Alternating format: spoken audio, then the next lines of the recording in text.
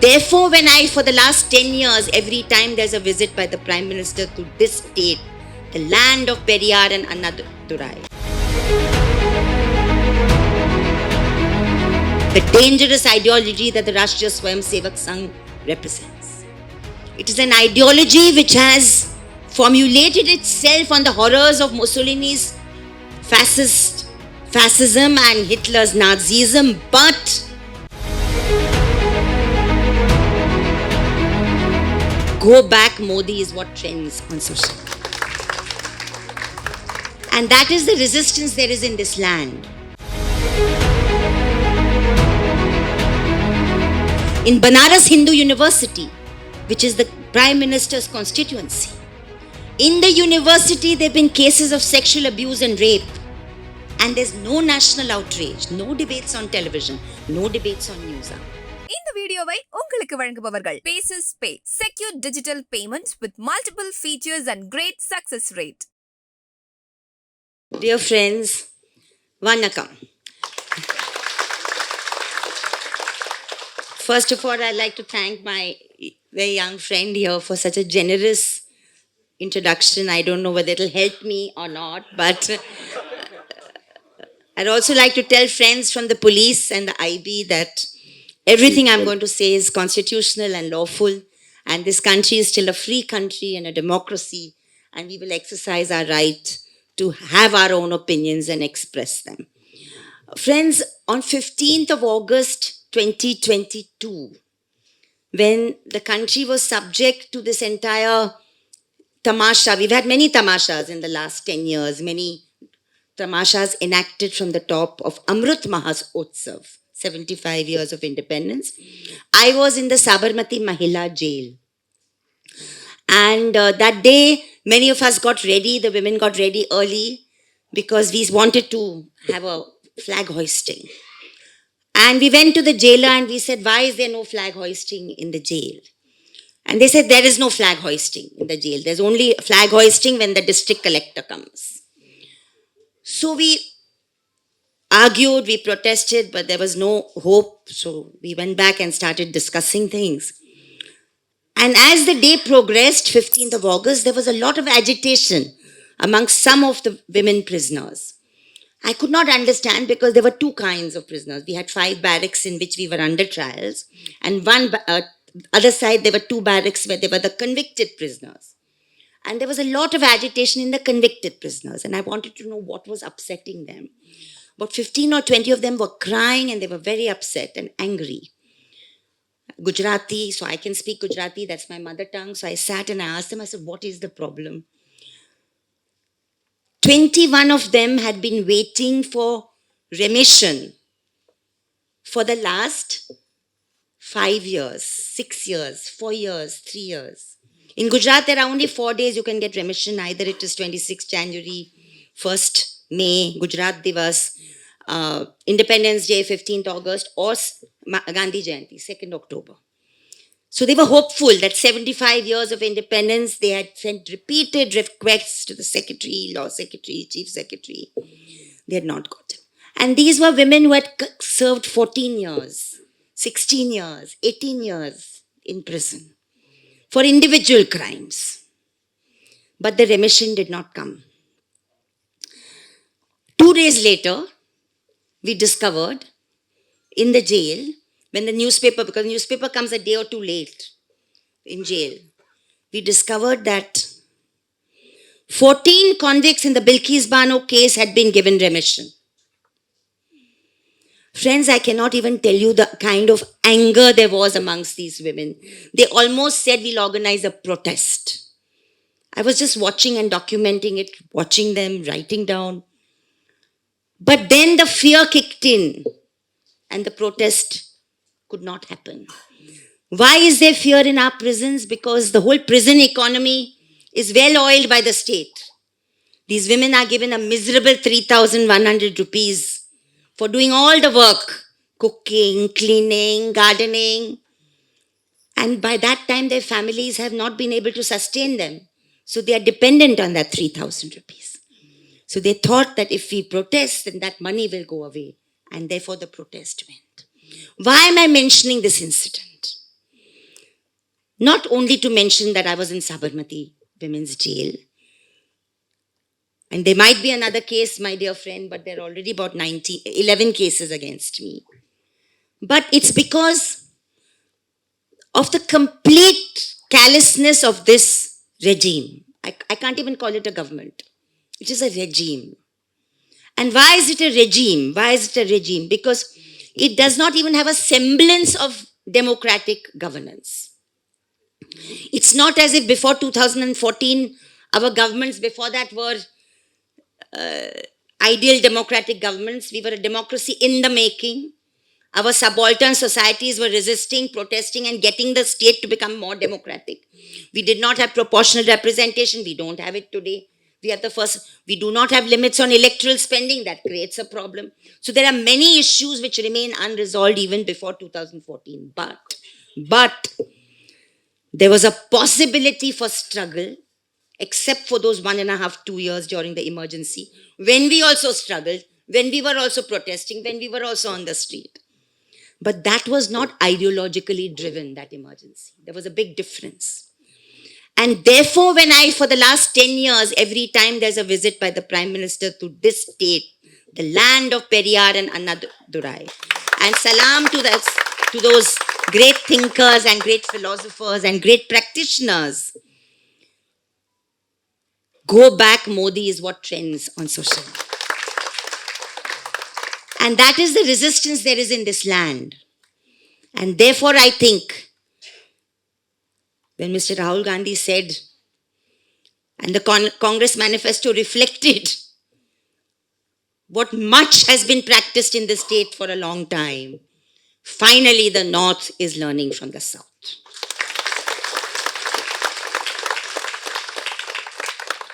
Friends, is it the end of the show? Is it the end of the show? Is it the end of the road? We hope so. But I think we still need to struggle in the last 4 rounds of the election. And I come here from Maharashtra where there are another 3 rounds left. And in the country, there are 4 rounds left. Because every effort will be made to tire us out. And I see a lot of friends from the media. I consider you all friends even if you're from the Godi media because I am a journalist. So I will not say you're not friends. But when the history of this decade is written, the singular tragedy will be the abdication by the media to allow us to forget. Because if you look at the 10 years of this regime, and I was looking at it in preparation for today because in 2016 in Madurai at the KG Kannambaran lecture, I wrote a paper saying that this government has declared a war on all sections of its people, So while the disgusting, deplorable, unlawful, unconstitutional speech made in Banswara needs to be prosecuted, and my organization has demanded it like many other people have demanded, I think it is also the most sickening diversionary tactic that is being employed. And we have to recognize it as such. Hate has worked in the past for this ideology. And it's not about one individual. I think that no individual is above the dangerous ideology that the Rashtriya Swayamsevak Sangh represents. It is an ideology which has formulated itself on the horrors of Mussolini's fascism and Hitler's Nazism, but it has actually worked an organization for 99 years, driven and founded on hate, othering, and exclusion. And it is aided in our society and in our country by the existence of a deplorable caste system, which allows and has allowed for centuries exclusion and othering and hatred. That is why, in one sense, the Indian form of fascism is even more dangerous because it is backed by a societal thousands of years of possible agreement with the kind of fascist arrangement that might come about. And therefore, it's very, very important that we don't lose the opportunity in 2024. Friends, what do we say about unemployment today? What do we tell young people today? My generation who has seen a better time, And whatever it is, whatever people might say, Rajdeep Sardesai or anybody else, it was never such a hopeless time, either in terms of lives or statistics. 65% of our youth unemployed. I mean, how can a government escape that scrutiny when it's going to the election? But it is trying to do that. And the media is helping it do that by not reminding this government about what happened in Bihar in January, what happened in Uttar Pradesh. I'll just remind this very, very learned audience that when angry Bihari youth came out on the road and burnt railway coaches because 1.25 crores of Biharis applied for just 45,000 jobs in the railways. And do we know there are 25 lakh vacancies in the railways? 2,500,000 vacancies which the government is not filling. Because they want to hollow out our public institutions and privatize even transport. And they want to create a frustrated youth that we be willing to be mobs on the street and not be thinking active citizens. What happened in Uttar Pradesh and Lucknow a few months ago, when the application again for the BPSC examination, suddenly the paper leaks. Suddenly the paper leaks. And what are the figures? What are the figures we are told? 48 lakh children, young people, not children, 48 lakh people were going to sit for that exam. Again, the vacancy was just 60,244. And suddenly, just the day before, when they reach their centers, they are told no examination because the paper has leaked. Who is responsible for the leak? Government. 400 rupees into 48 lakhs. They have already paid for the forms. Who is going to answer these questions? Let's talk about hunger. Let's talk about nutrition. Let's talk about inflation. Let's talk about the Agniveer scheme. Any way you look at it, any federalism, the attack on the state's autonomy, Tamil Nadu led the battle, Kerala, Karnataka followed, and I would like to salute the leadership of the DMK here when they made that slogan in the election, 28 Paisa Pradhan Mantri. Because that is the real issue in this election. It's not just about a clever slogan. It is also about understanding what the real issue is. The real issue is not about Mughals, Aurangzeb, as Prime Minister said yesterday. And if at all you want to use a symbol like the Mangal Sutra, which is important for many women, for thousands and hundreds of women, then let's talk about the Mangal Sutra when the Notebandi happened. And suddenly the informal sector was destroyed and the ready cash of people was taken away. Or let's talk about it when the COVID pandemic took place, or when hunger took place, or when the oxygen cylinders had to be got in Delhi and Uttar Pradesh and hundreds of thousands of people died because of the COVID pandemic.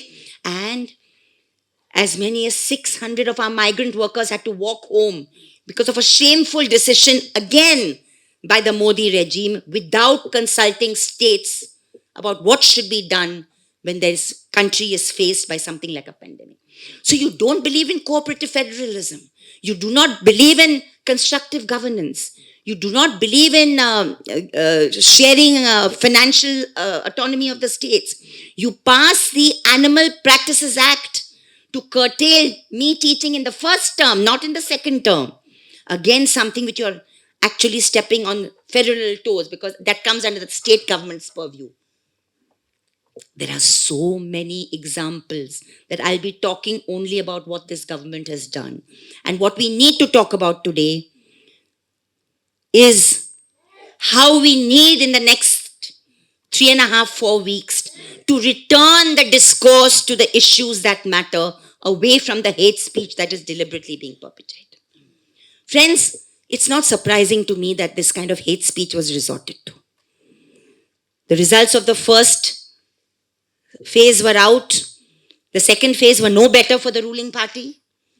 And they still feel, and unfortunately our people have responded to hate before. And I think therefore we need to, in the short term, middle term and long term, speak about how we will create electoral population that will not respond to communal rhetoric and hate.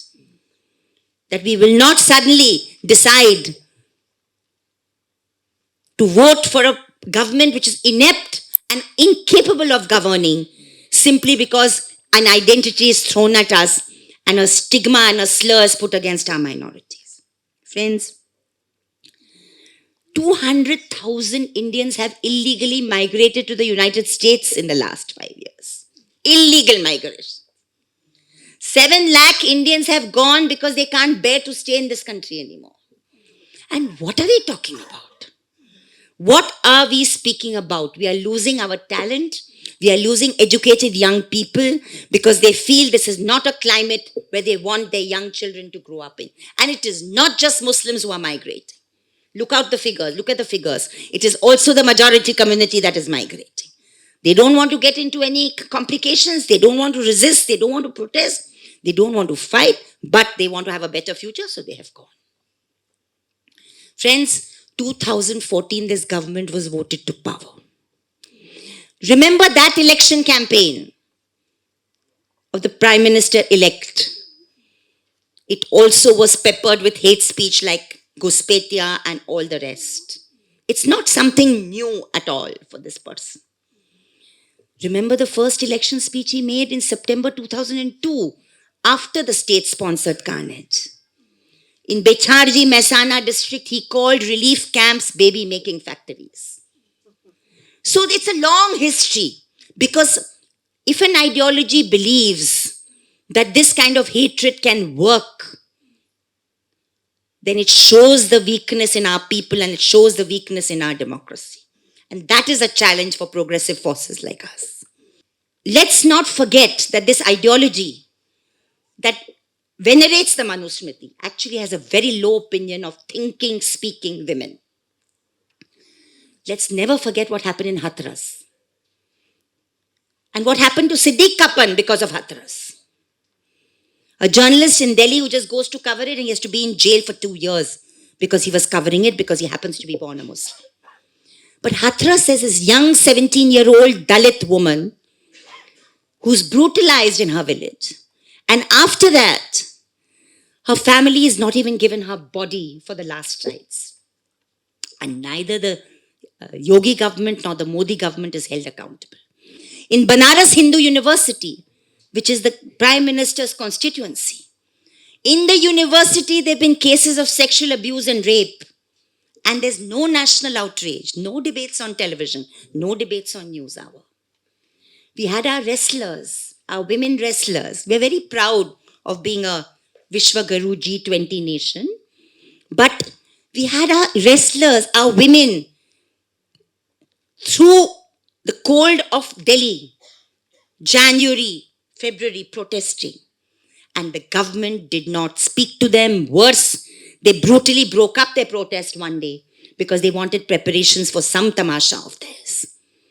So this is a government that does not listen to its women, its people, its Adivasis, its minorities, its farmers, its workers, its intellectuals, its dissenters, and it's a government, regime rather, that wants a opposition Mukt Bharat. What can be more dangerous than that?